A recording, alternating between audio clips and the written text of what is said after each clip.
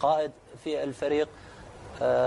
كنت أتمنى أنه الكابتن راضي يكون ويستلم ويدرب المنتخب في ظروف أفضل في وقت وفي إعداد يعني مناخ أفضل، ظروف صحية، حتى أنه يطلع كل اللي عنده، يعني يعطي كل اللي عنده هو كمدرب. لأنه لكن نتائج المستوى واضح أنه أفضل بكثير من كأس الخليج بصراحة. أفضل بكثير طبعا، أفضل بكثير. لكنه لو تخيل لو كان راضي لمدة ممكن سنة أو سنتين مع الفريق، شلون راح يكون شكل الفريق؟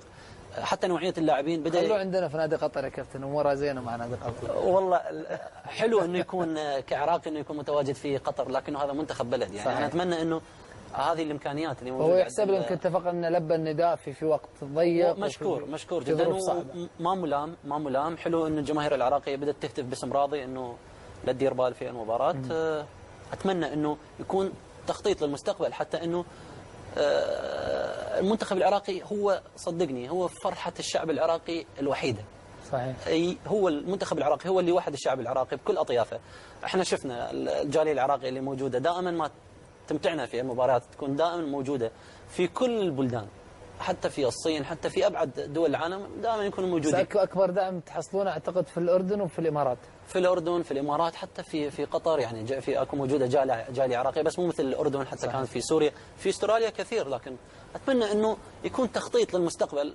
خلينا من الماضي والتخبط اللي موجود، يكون مدرب وتخطيط للمستقبل، ويكون دوري منتظم، دوري كل اسبوع مباريات، امكانيات، منشآت. اي، لانه هسه شوف حتى احنا اللاعبين المغتربين، يعني حتى اللاعبين، ذكر الكابتن راضي قال انه اللاعبين المغتربين ما جاهزين بدنيا، لانه توقف في الدوريات عندهم. يعني جاستن يمكن صار شهر من بعد بطولة الخليج ما مارس كرة القدم مع ناديه لانه اكو توقف. احمد ياسين كذلك، الوحيد ممكن ياسر قاسم. اللاعبين اللي موجودين في الدوري العراقي، الدوري ممكن يشتغل اسبوع ويتوقف شهر بسبب مشاركة مثلا كأس الخليج أو بطولة تعتبر ثانوية بالنسبة عموما واحنا نتابع المباراة، احنا شفنا في عيونك انك كان ودك تكون مع المنتخب.